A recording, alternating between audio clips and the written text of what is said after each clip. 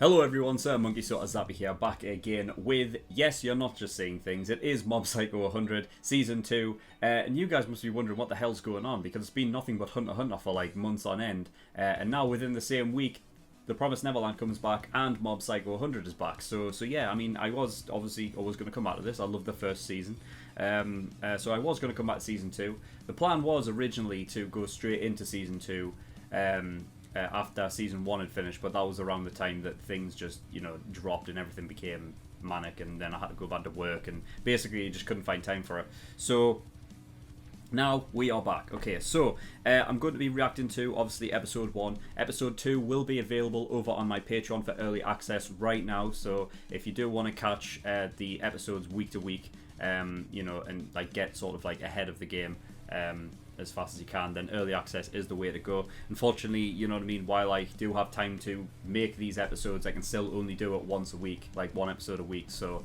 unfortunately that's all I can give you, but it will be an episode every Thursday, okay, so yeah, that is that. So yeah, right, where were we? Okay, so Claw, we basically defeated the 7th Division with actually the help of Sho, which is the kid who, like the ginger sort of spiky head kid, right, who sees something in Ritsu, which is interesting considering the fact that, his psychic powers came through a bit later, but he sees some potential in Ritsu, and that's going to be interesting. So really, with the end of last episode and the end of that season, it sort of teased a whole thing of like, well, the expansion of like Claw, like the other divisions and stuff like that, where things are going to get a lot more tense, I'd imagine, and a lot harder than this division that we just came up against.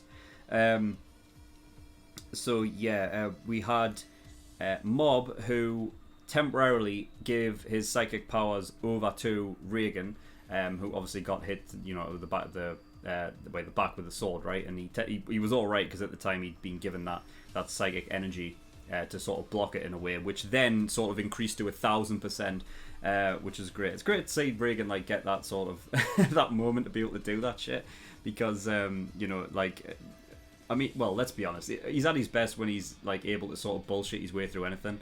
But it was nice to see him like sort of get get to that point where he could be like physically powerful as well.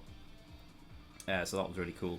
A lot of his like digs and jabs at people tend to be just verbal, and that seems to do a lot most of the time. But yeah, so other than that, we have Onigawara, who's a part of the Body Improvement Club now, and the Taruki crew. So I think that is Taruki, who was taken on board the kids that had like psychic powers but were very minuscule. the guy like looks like Elvis or whatever. The guy who's like a pyrokinetic guy. The lass who she's got clairvoyancy and stuff, and then like the square head and round head brothers, them two, which can like be like telepathic and stuff, right? I think yeah. So he's taken over them. So it's going to be interesting to see if like he can like get them to train to make their psychic powers like more prominent and a bit more, less worthless, let's say. But and yeah, so thankfully it's cool, because when Mob obviously gave over some of his psychic energy to Reigen, he now has some sort of like passive psychic energy that is now like permanent, so he's able to see the likes of Dimple and stuff, to a degree that I think is just being able to see spirits, not really do like, I don't think he's able to like use any real power with it. I think it's just a passive thing, which is good. I don't think, as cool as it was to see Reigen like do that kind of thing, I think Reigen's at his best when he's just the bullshit, getting his way through, talking through situations and stuff. So yeah, there's that. But I don't think there's anything else to really talk about. We're just going to get into Season 2 of Mob Psycho. We're going to start with Episode 1, of course. So without further ado, let's go.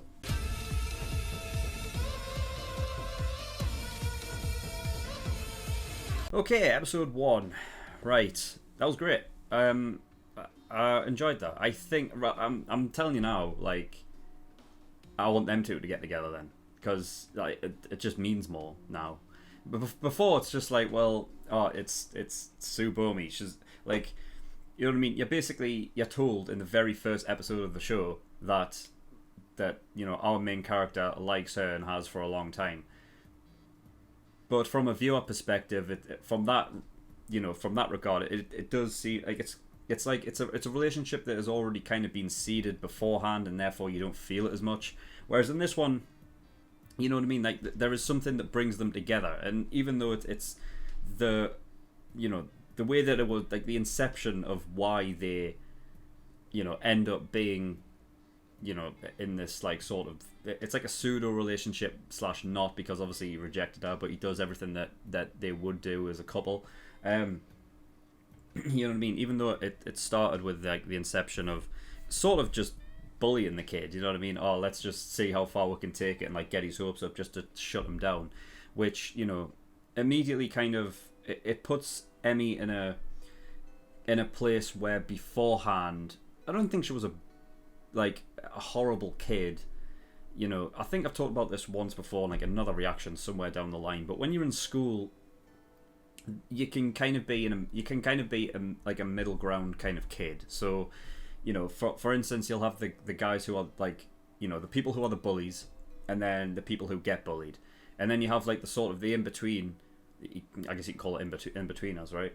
That if they are hanging around or have any sort of real relationship, like you wouldn't really call it friendship, just people like you hang around with. If you have people in your group who are generally douchebag people, so for instance, like I would say probably 3 of those girls, because there was 5 of them altogether, including Emmy, but there was one that was next to Emmy that didn't seem as bitchy as the other ones. I feel like Emmy was probably one of those. I feel like she was probably an in-betweener that was just in with that crowd and just ended up being the scapegoat to do this kind of thing. But I think that makes it like a lot more impactful in a way. It kind of allowed her. I feel like maybe she was possibly stuck with this group. I mean, she was talking to Mob down by like the riverside, and she was basically saying like, I'm the same. So I feel like she is she was in this group that it's not necessarily one that she would want to be with anyway. I feel like it was maybe just something that just sort of happened and then it stuck. But then this happened, which allowed her like to sort of come out of her own shell in a way, and just kind of sort of reject them in a way. Which is cool. So I'm saying if Mob does get in a relationship, do it with Emmy. Don't do it with Tsubomi. I don't think it. I mean, because Tsubomi hasn't had any. She hasn't had any real development in the show. It's kind of just like when you're seeing it from Mob's perspective, it's just like she's on her own talking with her friends, and like you never really see him. I suppose in this episode you saw her at the bottom, like she was watching the whole thing unfold, and she said smooth. So I don't know, maybe in a way she is sort of looking at Mob as well. Maybe just looking out for him, and he just doesn't notice that, So maybe that is what is happening there. But I like it. It was nice. It was heartwarming. It was cool. I like how he didn't bring out the whole thing of him being a psychic at first, because when it did come back later on towards the end of the episode, it was a thing where he was able to to bring out in a time of need. It wasn't really like a time of need, but I feel like it's probably the correct sort of words to use, because it cements. I feel like it's a nice romantic gesture in a way. You know what I mean? The fact that he never he could have, if he wanted to. He wouldn't, but if he wanted to, at the beginning of like when they were walking, and he was saying, "Oh, like no, just a bookstore or whatever." If he'd chosen to give away his psychic abilities, then things might have been different, and maybe at the end she might not have chosen to go. I feel like she would have actually, but anyway, regardless, I just feel like the timing was necessary for Mob to come out and use his psychic powers to get them all back at that point. So it was it was cool. I like that. Um, yeah, and I knew there was something fishy about it. I knew it. There's no way. Like, I just thought like, there's no way. How? Um, but yeah, I like it now. It's cool. And she obviously has a thing of like writing, which is something that she actually does want to do. And that she was saying that she never, she was insecure about the whole thing, and that she never really felt like, it's all that good. It's like, she was putting herself down, and just basically saying like, oh no, it's just something I do in my free time, which. Those bitches. Oh, I fucking hate bitches. they like just because it's something that you do in your free time, and it's not all that serious. Does not give you the right to just, all right, well, I guess it doesn't mean anything. Let's just rip it up. Like, fuck. Damn. Anyway, yeah, so, yeah, at the beginning there, we had the haunting of the fields and whatever. I love the fact that, I love that Reigen can see them now. It's great, like, because it allows... I mean, I felt like there was something funny about him not seeing anything, because him being unaware that there should be stuff there, but he's not exactly sure exactly where they're coming from or anything like that. But now, him being able to, like, have literal conversations with spirits... is just another way of being funny with it. So yeah, I like it. But yeah, the spirit itself did say like it seems that Reigen, like the spirit pointed out that Reigen wasn't all that much and very ordinary or whatever. I can't fucking remember for the life of me. Did Mob wasn't he couldn't figure that out, right? Does Mob know now that Reigen didn't have any powers? I thought there was some. I thought he didn't. I thought like yeah, I think Reigen's still under the that guise of being powerful to Mob, right? I don't think Mob knows that Reigen's like got nothing. I think right. I can't remember. Fuck. Damn. Let me know down in the comments. So that would help. But yeah. So interesting way of actually fighting the thing as well. It was basically a spirit that was just using actual physical realm stuff as a sort of like an armor, if you will, and it was just a skull underneath. So yeah, it's interesting the fact that that Mob he's just like, all right, well, if I was to basically take control of all of that, then it would all just disperse and he wouldn't have anything there. It would basically be under his control, and the spirit would be fucked. Basically just saying again just how much more powerful he is than any real spirit. So yeah. And then when it did when the spirit was exorcised, the skull, it dropped a seed from within it, right? So are we saying that the seed that... Because I thought when Mob grew the fucking the bloody the cherry tomatoes or whatever the fuck, I was fucking surprised for a start off, because that's nuts. And then Reigen thinks it's a great business idea, which of course he would. But then he tastes it and he's like, "This tastes horrible." And I was thinking it might have been it might be something to do with the fact that it was artificially grown with psychic powers. But now I'm beginning to think it's because it was a seed grown from the spirit. I think that's what it is, right? I think that's why the tasted shit. Because I was thinking like, wait a minute, like I was debating whether or not it was actually just a transition and it was actually a seed, but like it was a seed that was given, by the guy, and it wasn't actually a seed that came from the inside of the spirit's skull. But I'm beginning to think it was now, and that's why the tomatoes taste shit because it was a seed from that spirit. I think that's what it is.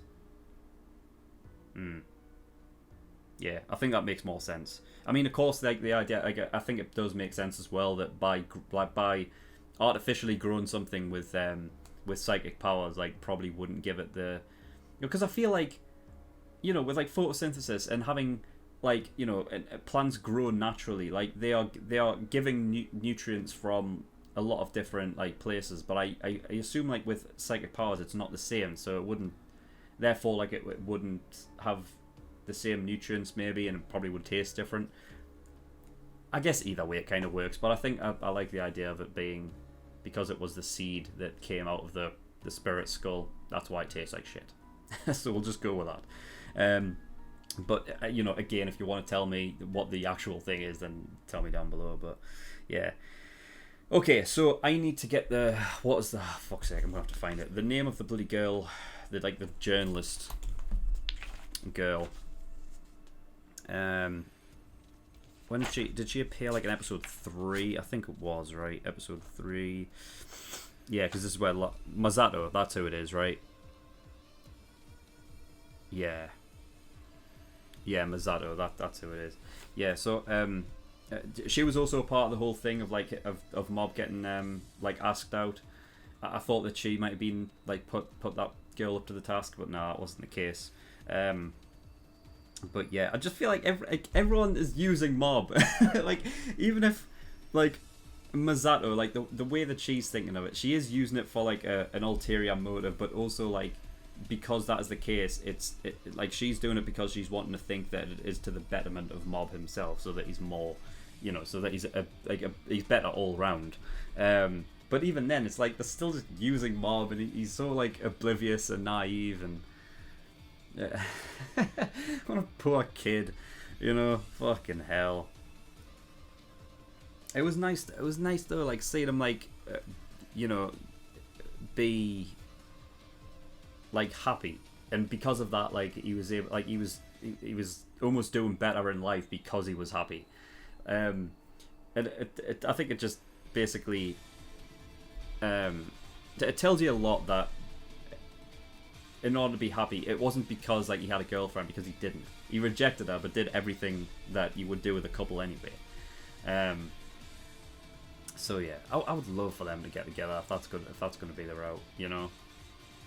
I mean, at this point, as watching it, I would prefer that to be the case than just going out with Tsubomi. I really would. You know, because then that's like development for Mob.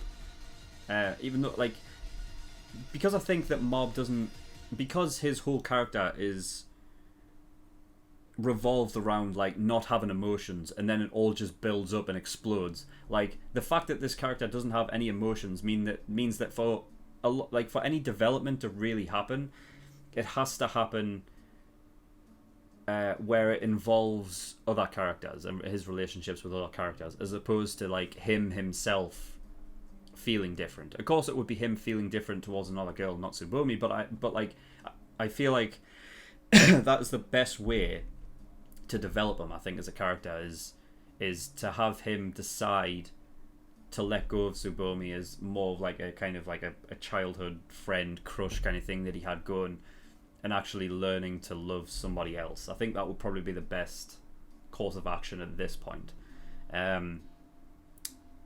Correct me if I'm wrong. I just think that that's probably the best way to go about it. And I like the way that sounds. So, you know what I mean. And I like Emmy now. I do. I think she's really nice. I'm beginning to think, like, out of every girl in the show, who else do we know? Well, we know Tsubomi. We know that the do nothing club girl. The fucking yeah. And then there's the girl who's the clairvoyance one. She's quite nice as well. You know what I mean? I think the telepathic club, fucking whatever her name is. Well, let's see if I can get that.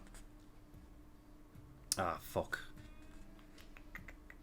I lost the episode like 1 and 2 fucking notes somewhere. I just don't know where the fuck, because I put them in, like, I had them in a different book or something, and for some reason I had to change books, and I can't remember why. But we met her in like episode 2, didn't we? And I think that's the only time I wrote down her name.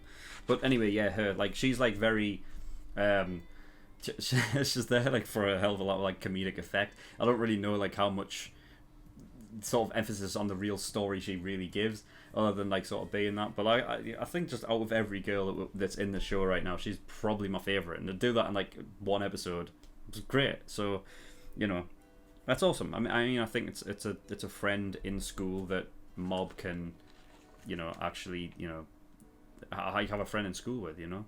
So yeah, cool. What else? Yeah, the new student council president, Shinji. he decided to give up the reins, but then go again. You know, I like the idea, because of course he fucking like he changed his tune and realized the wrong that he had done. So in order to sort of gain back some, you know, some respect, resign and then redo it again to try and get back in on the favor of the other people. I'm actually gonna have to go back because for some reason in my head I chose not to have a look to see who it was that got it, but yeah, we'll see. And yeah, the what's her name? Misato calling Mob superficial because she likes because he likes the club fucking the school idol. It's fucking, that's funny. They obviously didn't realize that she was that like she was Miss Popular. So yeah, it's funny. Right. I don't think there's anything else that I have for episode 1, but yeah, I liked it. It was wholesome. It was definitely wholesome. So yeah, it's going to be interesting to see where we go from here. I mean, I figure that, you know, we're going to go back with back at Claw at some point. But I feel like that was Teruki and his crew. I don't know if Mob had any real desire to straight up go after them, because I think, you know, Reigen obviously doesn't want him to do that, like go down that route. So we'll have to see. But again, like, you know, at the end of the finale of season 1, we had Sho, who, you know, had, you know, he was looking at Ritsu and he was like, you know what I mean, I like the look of this kid. So it depends. They may just get brought back in again and have no choice but to do it. If that's the case, then I could probably see Ritsu again being the case, it just gets kidnapped. And you know what I mean? But yeah, oh well.